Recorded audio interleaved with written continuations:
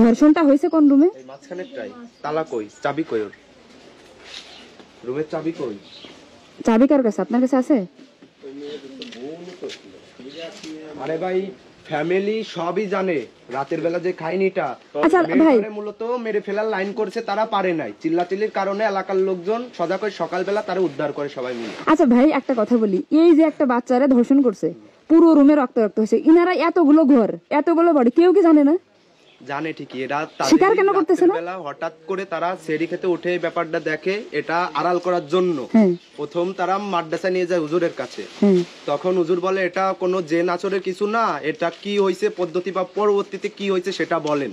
প্রথমের খায়নি, তারা বলে না, তার ব্যাগ আনে তারা ওটা মানে মানসিক কায়দায় হাসপাতালে নিয়ে যায়, বাসায় বলে না। তারা মেয়ের যে ফ্যামিলি তাদের কাছে বলে না, হাসপাতালে নেওয়ার পরে সেই ব্যাপারটা এনারা তাকে ভর্তি করে দিয়ে তার স্ত্রী প্লাস তার স্বামী হলো পলাই দেয়, ছেলের বাবা এবং মা। এই বাড়ির সবাইকে অ্যারেস্ট করা উচিত। হ্যাঁ হ্যাঁ, মানে প্রত্যেকটা মানুষকে অ্যারেস্ট করা উচিত। যদিও এই ঘরে হয়েছে ধর্ষণ, এই সেই পাপি ঘরটা না? লাইট আছে?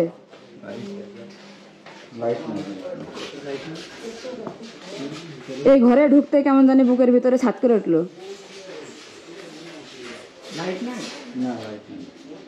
এই ঘরে প্রশাসন আসেনি তদন্ত করার জন্য?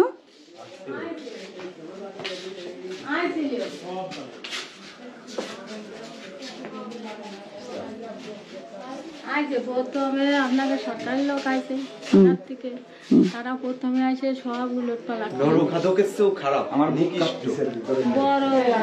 ধর্ষণ কি এখানে হয়েছে? এই যে এখানে নিচে রক্ত ছিল কি এখানে?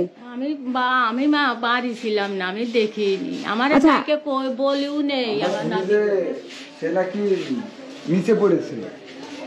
আমি শুনলাম যে নিচে পড়েছিল। আর আপনার যে ছেলে হিট্টু, মানে হিট্টু নাকি গিট্টু নাম, যে ধর্ষণের মানে যাকে বলা হচ্ছে,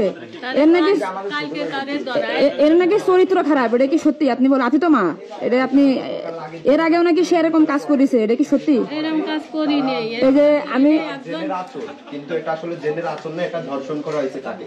এদিকে আসেন, আপনার ছেলে কোন রুমে থাকে? ওই যে হিট্টু, তাকেও অনেক মারধর করা হয়। মানে হিট্টু যে আমার বিটা বউ আর ছেলে এই ঘরে থেকে, আর এই মসজিদটাকে আমার সজীবীর ঘর। আচ্ছা, আর এই যে এই রুমে বাসার মধ্যে ঢোকাই দেয়। এই ঘটনা তার সাথে করতে না পারে রাত 2টার পরে। এই যে রুমে আমার বড় নাতি ছেলে থাকে, তারে বিয়ে দিই। তারা পলাই দেয়। এখন কি 3 জনকে ধরে নিয়ে গেছে? হ্যাঁ, এখন আপনার ছেলে, আমার ছেলেরে কালকে ধরাই দিছি মা, কালকে ধরাই দিছি।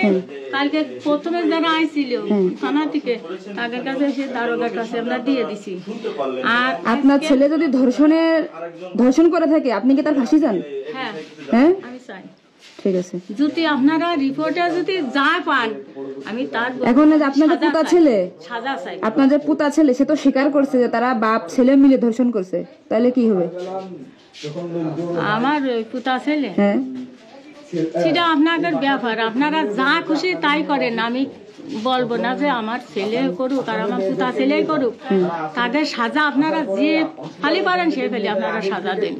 আমি ওর মধ্যে আর কোনো আমার। আপনি ছিলেন কোথায় যখন ধর্ষণটা হয়েছে গত রাতে? তখন কই ছিলেন? শুয়ে থাকি। তো এই মেয়ে চিল্লাচিল্লি করেনি বাচ্চা মেয়েটা? না। আপনার যে বিটার বউ, যে হিট্টুর যে বউ, উনি কই আছে? উনি কই? এখানে আছে? কই গেছে? বাড়ি আছে? এখনো সুস্থ হয়নি, তার এখনো জ্ঞান ফেরেনি, তবে রক্তক্ষরণ বন্ধ হয়নি। আমি মেনলি হয়েছে কি ভাই, মানে আমি এখানে আসছি, মানে কালকে থেকে আমার গায়ে শুধু মনে করেন ঘন্টায় দুইতে আমার পছন্দ হয়ে যাচ্ছে। মানে আমি একটা যদি আমার মতো প্রাপ্তবয়স্ক মেয়ে ধর্ষণ হতো, আমি এখানে আজকে আসতাম না। কেন জানেন? দিনশেষে দোষ হয় আমাদের মেয়েদের। এই যে কয়েক মেয়ের উন্না ঠিক ছিল না, মেয়ের চলাফেরা ভালো ছিল না, ধর্ষণ হয়েছে। কিন্তু আমার কাছে 8 বছরের মেয়ে কি দোষ ছিল? আপনি তো আমরা দেখেছি সামাজিক যোগাযোগ মাধ্যমে বিভিন্ন বিষয় নিয়ে কিন্তু আপনি প্রতিবাদ গড়ে তোলেন, এবং আপনার যতটুকু সম্ভব আপনার মাধ্যম দিয়ে, আপনার সামাজিক যোগাযোগ মাধ্যম দিয়ে আপনি যে কোনো বিষয়েই বাংলাদেশের যে কোনো প্রান্তে প্রতিবাদ গড়ে তোলেন। তো এই যে 8 বছরের শিশু ধর্ষণ হলো, এই বিষয়টা আপনি কিভাবে দেখছেন? না এখানে দেখার কোনো কিছু নাই, মানে এখানে দেখার কি মানে কষ্টে, মানে কালকে রাতে মনে করেন ঘুমাইনি একটা বিষয়, মানে ভাবার যে বিষয়টা সেটা হচ্ছে যে আমার আজকে যদি প্রাপ্ত বয়স্ক একটা মেয়ে ধর্ষণ হতো তাহলে আমার এই এখন যে দুঃখটা বা কষ্টটা পাচ্ছি আমি জানি না কষ্টটা পেতাম কিনা। কিন্তু আরেকটা বিষয় যে আজকে যদি আমাদের দেশে মেয়েদের মানে যেভাবে দেখা হচ্ছে, এই মেয়েরা বেকার হয়ে হাঁটে কেন, ওই মেয়েরা সোজা হয়ে হাঁটলো না কেন, একটা দল আছে মানে আমাদের সোসাইটির একটা সমাজে কিছু মানুষ আছে যারা মেয়েদেরকে নিয়ে পড়ে আছে, এই মেয়েটা উন্না পারলো না কেন, এই মেয়েটা বাঁকা হয়ে হাঁটলো কেন, এই মেয়েটা সোজা হয়ে হাঁটলো না কেন, এরকম একটা ব্যাপার। এই যে 2 দিন আগে উন্না যুদ্ধ হলো দেখছেন, উন্না যুদ্ধ হওয়ার পরে ওই মেয়েটা ওই ছেলেটাকে কি করলো কিছু মানুষ বের করে পাগড়ি পড়াই নিয়ে আসলো, কি হলো মানে তাই সে কি করলো যে আমি অন্যায় করে ইফতিজিং করেও আজকে আমার কি মানুষে বাহবা দিচ্ছে। কালকে এই যে আজকে ধর্ষণটা হয়েছে, যে বাচ্চাটাকে ধর্ষণ করা হয়েছে, এর বয়স কত 8 বছর, তাহলে এর দোষটাকে কোথায়, এ কি করছে, এর অপরাধটা কোথায় আমাকে বলেন।